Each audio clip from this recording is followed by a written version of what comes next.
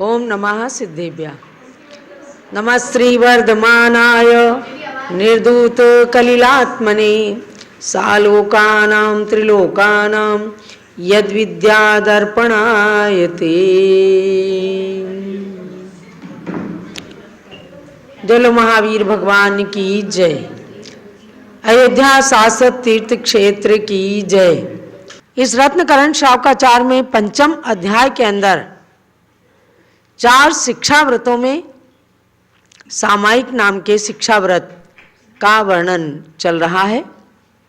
देशावकाशिक, सामायिक, प्रोषधोपवास और वैयावृत्य, ये ऐसे 4 शिक्षा व्रत माने गए जो गृहस्थों के लिए हैं, लेकिन मुनि धर्म की शिक्षा देने के लिए, मोक्ष मार्ग में आगे बढ़ने के लिए जो प्रेरणा स्रोत हैं, उनमें देशावकाशिक के लिए खूब अच्छे से आपने अध्ययन कर लिया है। और अब सामायिक नाम के शिक्षा व्रत में भी आगे बढ़ते हैं। इसके बारे में भी अच्छा वर्णन पड़ा है कि सामायिक प्रतिदिन या पर्व के दिनों में 5 पापों से दूर रहने के लिए सामायिक का उपक्रम प्रत्येक प्राणी के लिए हितकारी होता है। आज 102 नंबर के श्लोक में बढ़ते हैं कि उत्कृष्ट सामायिक करने वाले मुनि की भी तुल्यता कर लेते हैं, अर्थात मुनियों के समान उनके पाप कर्मों की निजरा होने लगती है। ऐसी उत्कृष्ट अवस्था के बारे में जानते हैं। सामयिके सारंभा परिग्रहा नैव सन्ति सर्वेपि चेलोपसृष्टि मुनिरिव गृहीतदा याति यति भावम् सामायिक के शुभ अवसर में जो श्रावक उभय वस्त्र धरते आरंभ परिग्रह शेष तज करके सामायिक करते।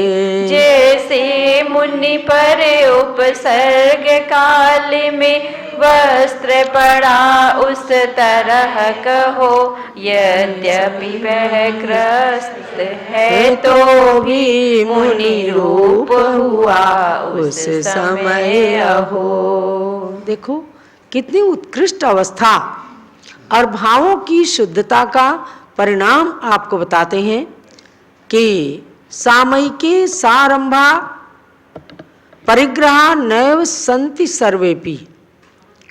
मुनि तुल्य अवस्था इनकी क्यों मानी है? क्योंकि सामायिक में के काल में सारंभा माने आरंभ सहित, अर्थात गृहस्थ हैं तो उनके साथ आरंभ वगैरह तो लगा ही हुआ है, वस्त्र भी रहते हैं शरीर पर, परंतु उतना कहते हुए भी परिग्रहा नैव सन्ति, परिग्रह का त्याग कर देते हैं। उस समय सामायिक के काल में उनके पास कोई परिग्रह नहीं है। एक निश्चित स्थान पर बैठ कर के, चाहे जिन मंदिर में, चाहे चैत्यालय में घर के, या निर्जन स्थान में बैठ कर के, और परिग्रह को छोड़ देते हैं। यानी जो 2 वस्त्र शरीर पर, धोती दुपट्टा, या अपने गृहस्थ के योग्य जो कम से कम वस्त्र का परिग्रह शरीर पर है, वह भी समझो उसके अलावा परिग्रह नैव सन्ति, परिग्रह नहीं है, ऐसी धारणा करके, ऐसा संकल्प लेकर के जो बैठते हैं। तो कहा कि इसलिए ततः तदा ग्रही चेलोपसृष्टि मुनिरिव यति भावम याति। कितना सुंदर वर्णन किया कि उस समय वह गृहस्थ चेलोपसृष्टि मुनिरिव का मतलब क्या है? जैसे कोई मुनि, नग्न दिगंबर मुनि ध्यान कर रहे होते हैं और उनके ऊपर कोई वस्त्र डाल दे, तो यूं वस्त्र जब बिना सामायिक के हैं तो वस्त्र फेंक सकते हैं, लेकिन सामायिक में है, ध्यान में है, और किसी दुष्ट व्यक्ति ने आकर, किसी उपसर्ग करने वाले ने आकर उनके ऊपर कोई वस्त्र डाल दिया, तो मुनिराज उस समय उसे उपसर्ग समझ करके और अपनी सामायिक के अंदर स्थिर रहते हैं। उनकी उपमा दी एक गृहस्थ के साथ, कि जो गृहस्थ सारे परिग्रह को छोड़ करके सामायिक का बंधन कर चुका है, वह संपूर्ण परिग्रह की मुक्ति के कारण जो शरीर पर भी वस्त्र हैं, उन वस्त्रों को भी अपने ऊपर मुनि के समान उपसर्ग समझ करके ही धारण किए हुए है, क्योंकि उन वस्त्रों के प्रति उसका कोई ममत्व नहीं है। मैं गृहस्थ हूँ, इसलिए मेरे शरीर पर वस्त्र हैं, लेकिन उनके प्रति एक रंच मात्र भी ममता नहीं है, तो वो भावों से नग्न है। ऊपर से वस्त्र है, अंदर से नग्न है। तो उसके लिए कहा कि गृहस्थ भी उपसर्ग के कारण वस्त्र से वेष्टित मुनि के समान यति भावम याति, वह यति भाव को प्राप्त हो जाता है। ऐसी उत्कृष्ट सामायिक, भैया आज तो ऐसी नहीं है, लेकिन ये तो आचार संहिता है, ये तो संविधान है, मुनियों का संविधान बताने वाला आचार संहिता का ग्रंथ मूलाचार, और श्रावकों की आचार संहिता को बताने वाला रत्नकरण श्रावकाचार है। एक एक शब्द इसका एकदम पठनीय है, मननीय है और चिंतनीय है। आप भी ऐसी उत्कृष्ट सामायिक को धारण कर सकते हैं कि वह वस्त्र भी बिल्कुल अपने ऊपर नहीं रहने के समान हो जाएंगी, और आपके इतनी कर्मों की निर्जरा हो जाएगी कि जैसे मुनियों के कर्म निर्जरा होती है। तो ये जगह जगह व्रतों के धारण करने के पश्चात उत्कृष्ट भाव को और एकाग्र परिणति रूप भाव जब होते हैं, तो गुण व्रत के अंदर भी कहा और सामायिक शिक्षा व्रत में भी कह रहे हैं आचार्य समंत भद्र स्वामी जैसे महान गुरुदेव। तो अपने यदि इतनी भाव, इतनी उत्कृष्टता या इतनी एकाग्रता आपके नहीं भी आ पाती है, तो भी अभ्यास रूप में प्रतिदिन सामायिक जरूर करना ही चाहिए। और सामायिक से विचलित होने वाले कोई भी कारण उपस्थित हो, तो भी अगली सामायिक में और ज़्यादा दृढ़ता आए, और अगली सामायिक में इससे भी ज़्यादा दृढ़ता आए, ऐसी भावना लेकर के सामायिक करने से असंख्यात गुण श्रेणी कर्मों की निर्जरा होकर पुण्य का बंध होता है। इसलिए इन शिक्षा व्रतों का बहुत ही अच्छे से डिटेल में वर्णन किया है। कहने को आज इतनी उत्कृष्ट बातें हो रही हैं, लेकिन आपको जानना है कि जो दो प्रतिमाधारी श्रावक श्राविकाएं हैं, आप मुनि संघों के अंदर, आरिका संघ के अंदर जो ब्रह्मचारी ब्रह्मचारिणी वगैरह को देखते हैं, जो सप्तम प्रतिमाधारी होते हैं, वो इनसे भी आगे निकल जाते हैं। और जो दो प्रतिमा के धारी हैं, उनके अंदर 5 अणुव्रत, 3 गुणव्रत और 4 शिक्षा व्रत अपने आप पनपने लगते हैं। तो उन्हीं के अंदर की ये शिक्षा व्रत की बात बताई गई है कि आप सारा कार्य करते हुए अगर ऐसी सामायिक में बैठ करके और अपने परिणामों को उत्कृष्ट बनाते हैं, तो मुनि के समान पुण्य का अर्जन कर सकते हैं। अब आगे आते हैं कि सामायिक को स्वीकृत करने वाले जो गृहस्थगण हैं, वे और भी क्या कर सकते हैं जिससे कि सामायिक में और सहनशीलता, वृद्धि, गुणों की प्राप्ति, आगे के लिए शिक्षा कैसे मिले। इसके लिए अब 103 नंबर के श्लोक में आते हैं। ये संस्कृत के श्लोक आचार्य समंत भद्र स्वामी के द्वारा रचित हैं। हिंदी में आपने गणी ज्ञानमती माता जी के द्वारा रचित श्लोक को सरस और सरल शब्दों में पढ़ा, सुना और जाना। इसके साथ साथ हमारे बीच में श्रीमती त्रिशला जैन भी लखनऊ से जो आई हैं, कल इनका जन्मदिन मनाया गया। तो अपनी एक पुस्तक लेके आई रत्नकरण शावकाचार का। मुझे लगता है कि 15-20 साल पहले कोई इन्होंने हिंदी में इसका पद्यानुवाद किया था। तो जब स्वयं आई हैं तो मैं चाहूँगी कि इसका, मैं संस्कृत पढ़ती हूँ तो हिंदी में अपना पद्यानुवाद पढ़ लेना। 103 नंबर का श्लोक। शीतोष्ण दंश मशक शीतोष्ण दंश मशक परिसयमुपसर्गमपि च मौन धराः परिसहमुपसर्गमपि च मौन धराः सामयिकं प्रतिपन्ना सामायिकं प्रतिपन्ना अधिकुर्वीरन्नचल योगाः अधिकुर्वीरनच्चल योगाः। हिंदी पढ़ो, बोलो। हाँ। सामायिक को धरने वाले मौनी अरु अचल योगियों को सहना चाहिए शीतोष्ण दंश मस्कादि 22 परिसहों को। अरुदेव मनुज कृत उपसर्गों को भी वह प्राणी सहन करे। नहीं मन को विचलित होने दे, नहीं राग देश के भाव करे। पूरा भाव संस्कृत का इसके अंदर इन्होंने भरा है और गृहस्थ के कर्तव्यों का पालन करते हुए 40 साल हो गए इसको किया हुआ। 40 साल शादी के पहले अच्छा, किया था। तो तुम 22-23 साल की थी हैं? हाँ। तो शादी से पहले, शादी तब तो फिर 42 साल से भी पहले का हो गया। तो ऐसे श्लोकों की रचना करना ये प्रतिभा शक्ति का प्रतीक है। गणिज्ञान मति माते के पास बचपन से जो शिक्षा प्राप्त की, आज भी उस शिक्षा को जीवन में चरितार्थ करती हैं, अपने गृहस्थ का संचालन करते हुए भी। और ये विवाह से भी पूर्व इन्होंने अपने मन को स्थिर करने के लिए और श्रावकचर्या के पालन के भाव से इस ग्रंथ का पद्यानुवाद किया। आपने इन्हीं के मुख से यहाँ सुना। तो मतलब क्या है? शीतोष्ण दंश मशक परिसहम उपसर्गम अपिचा मौन धरा। जब सामायिक करते हैं तो क्या मौन धरा, बोलते बोलते सामायिक नहीं करते। बोलना मतलब पहले भक्ति पाठ वगैरह बोलते हैं, जो कृतिकर्म की विधि है उसको करते समय जितना बोलना है, सामायिक दंडक बोलना है, नमोकार मंत्र, चत्तारी मंगल, सामायिक दंडक, थोसामी स्तवन, चैत्य भक्ति, पंचगुरु भक्ति का पाठ, ये सब बोलना, ये सांसारिक बोलना नहीं है, ये पाठ है सामायिक का।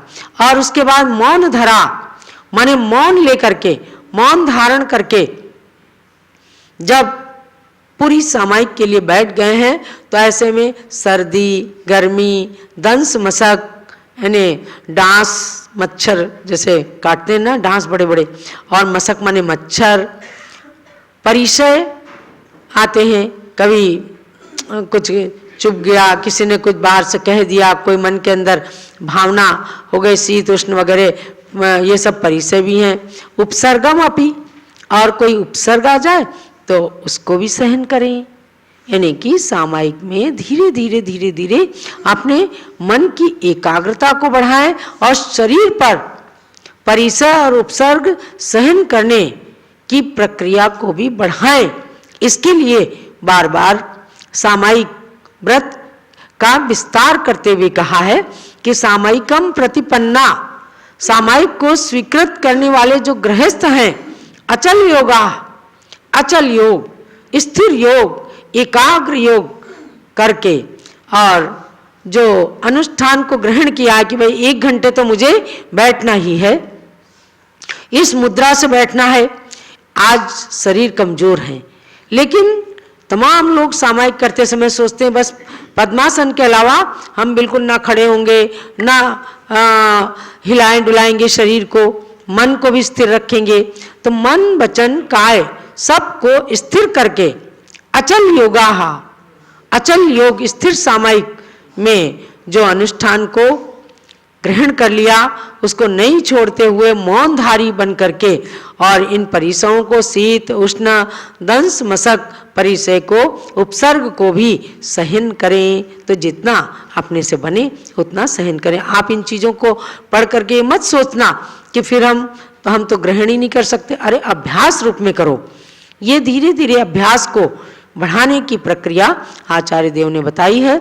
और जब तक ये प्रक्रिया नहीं बढ़ती तो कम से कम जघन्य रूप से भी यदि हम व्रतों का पालन कर रहे हैं तो भी आज इस पंचम काल के अंदर मन वचन काल को स्थिर करने की बहुत बड़ी प्रेरणा इससे मिल रही है।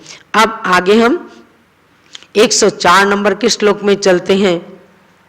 अशरणमशुभम नित्यम शरणमाशुभ नित्यम दुःखमनात्मानमावसामि भवम् दुःखमनात्ममावसामि भवम् मोक्षस्तद्विपरीतात् मोक्षस्तद्विपरीतात् मेति ध्यायन्तु सामयिके। ध्यायन्तु सामयिके। इसका हिंदी में पद्यानुवाद।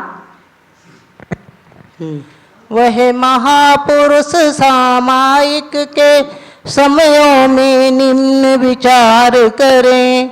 मैं जिस दुनिया में रहता हूँ वह अशरण अशुभ नित्य कहे।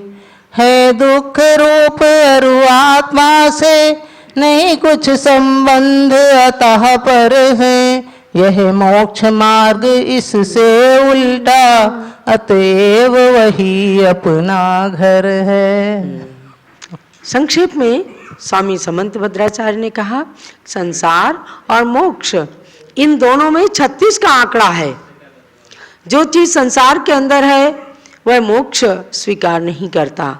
यानी मोक्ष के अंदर एकदम शुद्ध अवस्था होती है और संसार के अंदर अशुद्ध अवस्था रहती है। शुद्ध आत्मा के ऊपर अशुद्ध अवस्था रहती है, लेकिन उसमें भी क्या करना है? सामायिक स्थिता, सामायिक में स्थित मनुष्य जो है इति माने इस प्रकार से ध्यायन्तु, ध्यान करें कि अशरण अशुभ अनित्य दुख अनात्मानम, ये सब कि मेरा यहाँ कोई शरण नहीं है, अनित्य हूँ मैं, और दुख रूप यहाँ दुख ही दुख है संसार के अंदर, अनात्मानम, और ये यहाँ पर अनात्म स्वरूप भवम, संसार के अंदर मैं आवसामी माने निवास करता हूँ, और मोक्षा तद विपरीतात्, मोक्ष इससे विपरीत है, अर्थात मोक्ष में सुख ही सुख है, मोक्ष में शरण ही शरण है, आत्मा की शरण। यहाँ तो किसी की भी शरण लेना है तो थोड़ी देर के बाद वो शरण कभी भी छूट सकती है, नहीं छूटती तो खुद छूट के चले जाते हैं। तो संसार की स्थिति का चिंतन करते हुए कि मैं ऐसे दुखमयी संसार में हूँ और मोक्ष इससे बिल्कुल उल्टा है, वहाँ सुख ही सुख है, और उस मोक्ष की ओर बढ़ने के लिए हमें सामायिक का अनुष्ठान रखना है। ऐसे मोक्ष के स्वरूप का चिंतन करते हुए सामायिक के अंदर वास्तव में समय माने आत्मा के निकट व्यक्ति पहुंच जाता है। यही आज के स्वाध्याय का सार समझना कि यथाशक्ति हम सामायिक में बढ़ें और सामायिक शिक्षा व्रत का पालन कर व्रती बनने का प्रयास करें। व्रती नहीं भी हैं तो भी आप कम से कम एक समय सामायिक करने का भाव जरूर बनाना। जावाणी के ज्ञान ते सूझे लोकालोक, सोवाणी मस्तक चढ़ो सदा देता हूँ दो। हे जिनवाणी भारती तोई जपूं दिन रहे, जो तेरी शरणा गए सो पावे सुख चैन। ज्ञानमती को नित नमो, ज्ञान कली खिल जाए, ज्ञान ज्योति की चमक में जीवन मम मिल जाए। जो लो द्वाद सांग मई जिनवाणी माता की, पूज्य गणिनी प्रमुख श्री ज्ञानमती माता जी की जय।